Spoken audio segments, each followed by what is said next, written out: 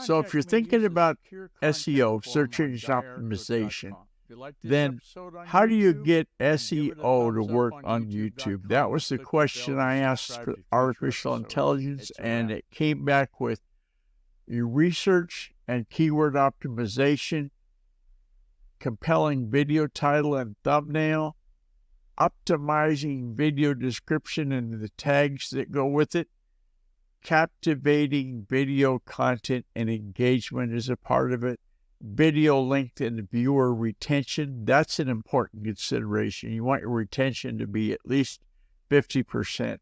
That means that's the people that watch the whole entire presentation. They don't stop in the middle. Cross-promotion and sharing, get it into other social media platforms. Post-release promotion and optimization. After you've put the video out there, then you look at the analytics. Maybe you're using vidIQ or TubeBuddy, one of those. Take a look at how it's performing. Is there anything you can do to make it better? I've got all of the sources of this information listed in the Google document. If you go to the GuyRCookReport.podbean.com, I've got them so you can get them. Hey, to contact me, use the secure contact form on GuyRCook.com. If you like this episode on YouTube, and give it a thumbs up on YouTube.com and click the bell to subscribe to future episodes. It's a wrap.